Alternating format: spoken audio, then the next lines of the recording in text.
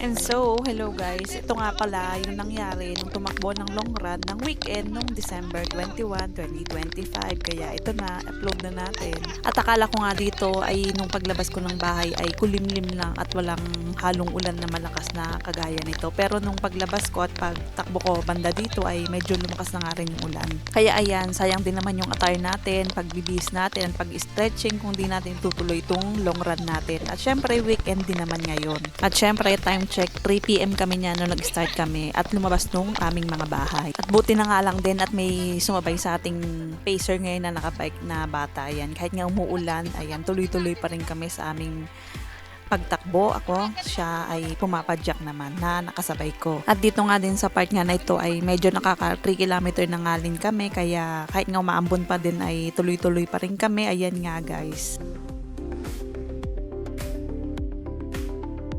At talagang dito nga din talaga ay medyo basa na rin yung sapatos namin at damit. Pero okay nga lang din dahil nga na-enjoy nga namin yung weather. Talagang ayos na ayos yung weather ngayon dahil nga iwas na nga din sa sunburn at iwas na din sa sobrang uhaw. Ay nakatulong talaga yung ulan ngayon.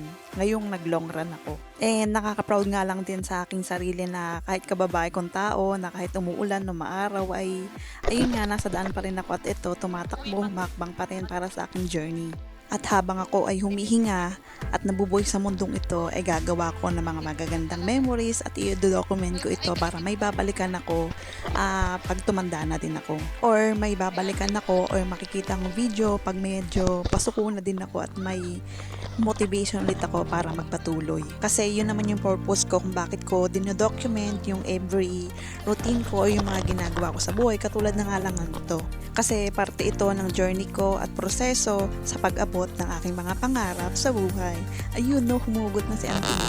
Dahil hindi ka naman din makakarating sa tagumpay kung hindi ka dadaan sa proseso. At hindi ka siguro tao kung hindi ka dumadaan sa hamon, di ba? Kaya lahat naman tayo may kanya-kanyang hamon sa buhay na kailangan nating pagtagumpayan. At kaya siguro din tayo dumadaan doon dahil nga din hindi pa tayo fully equipped or hinog para sa successful na ibibigay ng Diyos sa ating buhay. Mukha nga lang talagang pa-easy-easy yung mga pinagagawa ko sa buhay ko, katulad ng running na ganito. Pero pag sinuot mo siguro yung sapatos na sinusuot ko ngayon ay malalaman mo ang tunay na kwento ng aking buhay. Kaya ito nga ako sa may daanan na naman, tumatakbo at patapos na nga rin sa aking long run. At ayan, dahil nga din sa pagtakbo ko ng long run ngayon, ayan, marami nga na naman ako na-realize at na-achieve siguro sa aking buhay. Kaya ayan, napakwento ko sa inyo. Kaya ayan, medyo malapit na nga din kami sa aming uuwian. Kaya ayan, tuloy-tuloy pa rin. Ayan.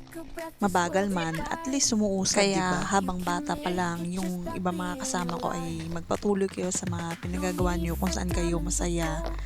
At enjoy nyo yan dahil nga pagtanda ninyo, ay iba na yung labanan, iba na rin yung finish line, at iba na rin yung magiging goal ninyo.